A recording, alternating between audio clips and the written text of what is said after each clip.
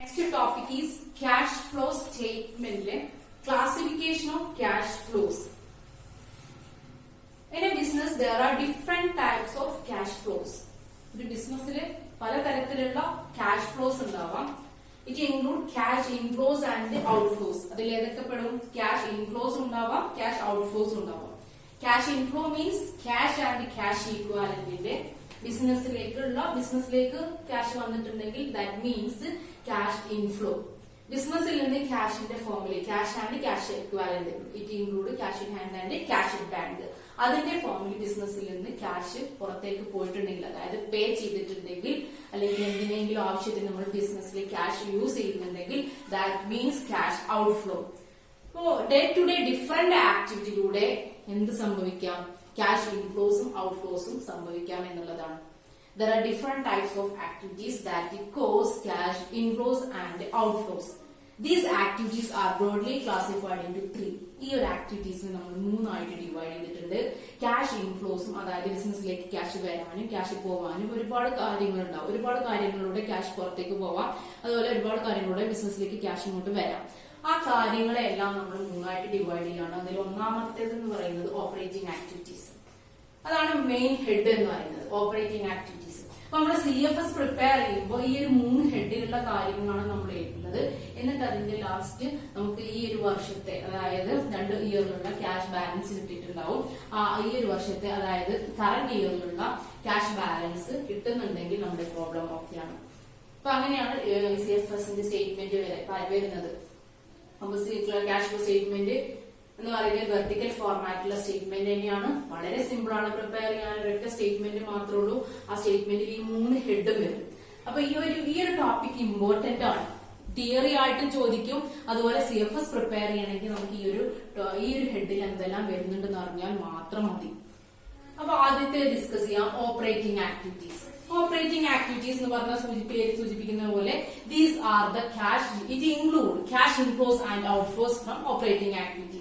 ഒരു ബിസിനസിന്റെ day to day ഓപ്പറേഷനിൽ സംഭവിക്കാവുന്ന ക്യാഷ് ഇൻഫ്ലോസും ക്യാഷ് ഔട്ട്ഫ്ലോസും ആണ് ഏതിൽ വരുന്നത്? ഓപ്പറേറ്റിംഗ് ആക്ടിവിറ്റീസ് എന്ന് പറയുന്നത്. അത് ബിസിനസിന്റെ day to day activity means, അത് ബിസിനസിന്റെ ഡേ ടു ഡേ ആക്ടിവിറ്റീസ് എന്ന് പറയുന്നത് എന്തൊക്കെയാണ്? ബിസിനസിന്റെ സെയിൽ ആൻഡ് പർച്ചേസ്, അല്ലെ? ബിസിനസ് ഒരു പ്രൊഡക്റ്റുമായിട്ട് ഡീൽ ചെയ്യുന്നുണ്ട്. ആ പ്രൊഡക്റ്റ് പ്രൊഡ്യൂസ് ചെയ്യാൻ വേണ്ടിയിട്ട് കുറച്ച് ക്യാഷ് ചെലവഴിക്കുന്നുണ്ട്. അത് cash outflows from operating activities. അതുപോലെ ബിസിനസ് ആ പ്രൊഡക്റ്റ് വിൽക്കുമ്പോൾ ബിസിനസ്സിന് എന്ത് സംഭവിക്കുന്നുണ്ട്? ബിസിനസ്സിന് ക്യാഷ് ലഭിക്കുന്നുണ്ട്. That is cash inflow from operating activities. അത് ക്യാഷ് ഇൻഫ്ലോ ആണ്, ക്യാഷ് ഇങ്ങോട്ട് വരുന്നതാണ്. ഏതിലൂടെ? ഓപ്പറേറ്റിംഗ് ആക്ടിവിറ്റിയിലൂടെ. അപ്പൊ operating activity means day to day ഓപ്പറേഷനിലുള്ള. അപ്പൊ അതിലെ എക്സാമ്പിൾസ് ഒന്ന് നോക്കിയാൽ മതി. അത് മാത്രം നോക്കി വെക്കുക, അത് തറവായിട്ട് മനസ്സിലുണ്ടാവണം. ഏതൊക്കെയാണ് cash inflow from operating activities എന്നുള്ളത്? ക്യാഷ് സെയിൽസ് വരാം, ക്യാഷ് റിസീപ്റ്റ് ഫ്രം ഡെപ്റ്റേഴ്സ് വരാം, അതുപോലെ cash receipt from commission, royalty. ഇതൊക്കെയാണ് cash inflow from operating activities എന്ന് പറയുന്നത്. അതുപോലെ cash outflow from operating activities എന്ന് പറയുന്നതോ ക്യാഷ് പർച്ചേസ് വരാം, അതുപോലെ ക്യാഷ് പേയ്മെന്റ് ടു ക്രെഡിറ്റേഴ്സ് വരാം, payment as salary, wage, payment as tax, duties etcetera. ഇതെല്ലാം ഓപ്പറേറ്റിംഗ് ആക്ടിവിറ്റീസിലൂടെയുള്ള ക്യാഷ് ഔട്ട്ഫ്ലോ ആണ്. Cash outflow. അപ്പൊ ക്യാഷ് ഇൻഫ്ലോ ഔട്ട്ഫ്ലോയും വരാം ഓപ്പറേറ്റിംഗ് ആക്ടിവിറ്റീസിലൂടെ. ക്യാഷ് ഇൻഫ്ലോ വരാം, അതുപോലെ ക്യാഷ് ഔട്ട്ഫ്ലോ ഏതിലൂടെ സംഭവിക്കും? Operating activity. അപ്പൊ നമുക്ക് ഒരു എക്സാമ്പിൾ എടുക്കുകയാണെന്നുണ്ടെങ്കിൽ സെയിൽസ് എന്ന് പറയുന്നത് ഇൻഫ്ലോ ആണ്, purchase is A cash outflow. അറിയാം, സെയിൽ നടക്കുമ്പോൾ നമുക്ക് ഇൻഫ്ലോ ആണ്, ക്യാഷ് ഇങ്ങോട്ട് കിട്ടുന്നുണ്ട്. പൈസ സംഭവിക്കുമ്പോൾ ക്യാഷ് ഔട്ട്ഫ്ലോ ആണ്, പൈസ അങ്ങോട്ട് പോകുന്നുണ്ട് എന്നുള്ളത്. ഇതിൽ സെയിൽസ് ആണ് ഗ്രേറ്റർ എന്നുണ്ടെങ്കിൽ, സെയിൽസ് ആണ് കൂടുതൽ, അല്ലെങ്കിൽ അങ്ങനെയുള്ള ഇൻഫ്ലോസ് ആണ് കൂടുതൽ ഫ്രം ഓപ്പറേറ്റിംഗ് ആക്ടിവിറ്റീസ് എന്നുണ്ടെങ്കിൽ അതിനെ നമ്മൾ എന്ത് പറയും? നെറ്റ് ഇൻക്രീസ് അല്ലെങ്കിൽ net inflow from operating activity എന്ന് പറയും. Net increase in operating activities എന്ന് പറയും. അതല്ല ഔട്ട്ഫ്ലോ ആണ് കൂടുതൽ എന്നുണ്ടെങ്കിൽ, outflow is greater than cash inflow from operating activities, that means net decrease in operating activities, അല്ലെങ്കിൽ net cash outflow from operating activity. Net decrease എന്ന് പറഞ്ഞാലും കറക്റ്റ് ആണ്, net cash outflow from operating എന്ന് പറഞ്ഞാലും correct ആണ്. ഏത് കൂടുതലാണെങ്കിൽ? Cash outflow ആണ് കൂടുതൽ എന്നുണ്ടെങ്കിൽ. ക്യാഷ് ഇൻഫ്ലോ ആണ് കൂടുതലെങ്കിൽ നമ്മൾ എന്ത് പറയും? Net cash increase in operating activity എന്ന് പറയാം, അല്ലെങ്കിൽ net cash inflow from operating activity എന്ന് പറയാം.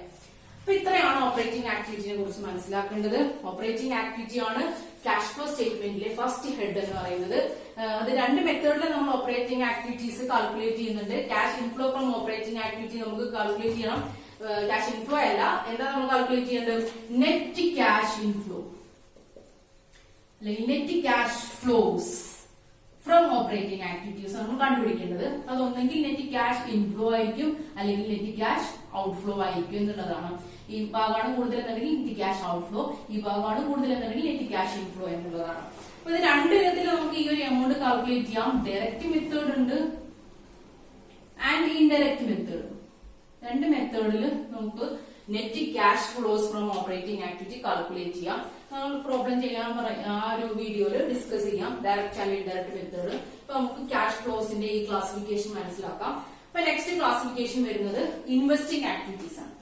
ഇൻവെസ്റ്റിംഗ് ആക്ടിവിറ്റീസിലൂടെ ബിസിനസിന് എന്ത് സംഭവിക്കാം? ക്യാഷ് ഇൻഫ്ലോയും ഉണ്ടാവാം, അതുപോലെ ഔട്ട്ഫ്ലോയും ഉണ്ടാവാം എന്നുള്ളതാണ്. ഇൻവെസ്റ്റിംഗ് ആക്ടിവിറ്റീസ് എന്ന് പറയുമ്പോൾ അതിൽ ഉൾപ്പെടുന്നത് it include purchase and sale of non current asset and other investment. Purchase and sale of non current asset and other investment. Non current അസറ്റിന്റെ പർച്ചേസും അതുപോലെ ഇൻവെസ്റ്റ്മെന്റിന്റെ പർച്ചേസ് ആൻഡ് സെയിലിലൂടെ എന്ത് സംഭവിക്കാം? ഇൻഫ്ലോയും ഉണ്ടാവാം, ഔട്ട്ഫ്ലോയും ഉണ്ടാവാം. അതിലൂടെയും ക്യാഷ് ഇങ്ങോട്ട് വരാം, അതുപോലെ ക്യാഷ് പുറത്തേക്ക് പോവാനുള്ളതാണ്. അപ്പൊ ക്യാഷ് പുറത്തേക്ക് പോവാണെങ്കിൽ ക്യാഷ് ഔട്ട്ഫ്ലോ, ക്യാഷ് ഇങ്ങോട്ട് വരികയാണെങ്കിൽ cash inflow from investing activities. Investing ആക്ടിവിറ്റിയിലൂടെ അതിന്റെ എക്സാമ്പിൾ നോക്കി വെച്ചാൽ മതി. ഏതൊക്കെയാണ് ക്യാഷ് ഇൻഫ്ലോസിന്റെ എക്സാമ്പിൾ എന്ന് പറയുന്നത്? ക്യാഷ് ഇൻഫ്ലോസിന്റെ example cash received from sale of non current asset. Sale of fixed അസറ്റിലൂടെ വരുന്ന ക്യാഷ് എന്താണ്? Cash inflow from investing activities ആണ്. അതുപോലെ cash received from sale of investment, fixed asset അല്ലാതെ ഏതെങ്കിലും ഇൻവെസ്റ്റ്മെന്റ് നമ്മൾ നടത്തിയിരുന്ന ഇൻവെസ്റ്റ്മെന്റ് സെയിൽ ചെയ്തതിലൂടെ കിട്ടുന്ന ക്യാഷ് ഇൻഫ്ലോയും എന്താണ്? അത് ഇൻഫ്ലോ ഫ്രം ഇൻവെസ്റ്റിംഗ് ആക്ടിവിറ്റി ആണ്. ഔട്ട്ഫ്ലോ എന്ന് പറയുമ്പോൾ എന്തായിരിക്കും? ഫിക്സഡ് അസറ്റ് പർച്ചേസ് ചെയ്യുന്നതിലൂടെ, അല്ലെ? ഫിക്സഡ് അസറ്റ് സെയിൽസ് ചെയ്യുമ്പോൾ ഇൻഫ്ലോ ആണെങ്കിൽ ഫിക്സഡ് അസറ്റ് പർച്ചേസ് ചെയ്യുമ്പോൾ ക്യാഷ് മൂവ് ചെയ്യുന്നുണ്ട്, ബിസിനസിന് പുറത്തേക്ക് മൂവ് ചെയ്യുന്നുണ്ട്. ദാറ്റ് ഈസ് ക്യാഷ് ഔട്ട്ഫ്ലോ എന്നുള്ളത്. അതുപോലെ cash payment for purchase of non current and intangible asset, cash payment for purchase of security എന്നുള്ളതെല്ലാം ഔട്ട്ഫ്ലോ ഓഫ് ഇൻവെസ്റ്റിംഗ് ആക്ടിവിറ്റിയിൽ ഉൾപ്പെടുന്നതാണ്. ഇനി നെക്സ്റ്റ് ക്ലാസിഫിക്കേഷൻ എന്ന് പറയുന്നത് ഫൈനാൻസിംഗ് ആക്ടിവിറ്റീസ് ആണ്. Financing activity. അപ്പൊ ഈ ഫൈനാൻസിംഗ് ആക്ടിവിറ്റി ഇൻവെസ്റ്റിംഗ് ആക്ടിവിറ്റീസ് നമ്മുടെ ഡിഫറൻസ് ഒന്ന് ഓർത്തിരിക്കണം. ഫൈനാൻസിംഗ് ആക്ടിവിറ്റിയിലുള്ളത് financing activities are those activities which cause changes in the capital structure. Capital structure change വരുന്നതിലൂടെ സംഭവിക്കുന്ന ഇൻഫ്ലോസ് ആൻഡ് ഔട്ട്ഫ്ലോസ് മാത്രമാണ് ഇതിൽ ഉൾപ്പെടുന്നത്? Financing activity. ഇൻവെസ്റ്റിംഗ് ആക്ടിവിറ്റിയിൽ നോൺ കറന്റ് അസറ്റും ഇൻവെസ്റ്റ്മെന്റും വാങ്ങുന്നതിലൂടെയും വിൽക്കുന്നതിലൂടെയും സംഭവിക്കുന്ന ക്യാഷ് ഇൻഫ്ലോ ആൻഡ് ഔട്ട്ഫ്ലോ ആണ് ഇൻവെസ്റ്റിംഗ് ആക്ടിവിറ്റിയിൽ. വേറാസ് ഫൈനാൻസിംഗ് ആക്ടിവിറ്റിയിൽ ക്യാപിറ്റൽ സ്ട്രക്ചർ ചേഞ്ച് ചെയ്യുന്നതിലൂടെ സംഭവിക്കുന്ന ക്യാഷ് ഇൻഫ്ലോസ് ആൻഡ് ഔട്ട്ഫ്ലോ. അതിന്റെ എക്സാമ്പിൾ ഒന്ന് നോക്കൂ. അതിലൊന്നാമത്തെ ക്യാഷ് ഇൻഫ്ലോസ് ആദ്യം എടുക്കാം. ക്യാഷ് ക്യാപിറ്റൽ സ്ട്രക്ചർ ചേഞ്ച് ചെയ്യുന്നതിലൂടെ എങ്ങനെയെല്ലാം ഇൻഫ്ലോസ് സംഭവിക്കാം? Cash proceeds from issue of shares. Share issue ചെയ്യുമ്പോൾ ബിസിനസ്സിലേക്ക് ക്യാഷ് വരികയാണ്. ഇഷ്യൂ ഓഫ് ഷെയർ അതെന്താണ്? ഇൻഫ്ലോ ആണ്. അതുപോലെ ഇഷ്യൂ ഓഫ് ഡിബെഞ്ചേഴ്സ് ഒക്കെ എന്ത് തന്നെയാണ്? ഇൻഫ്ലോ ആണ്.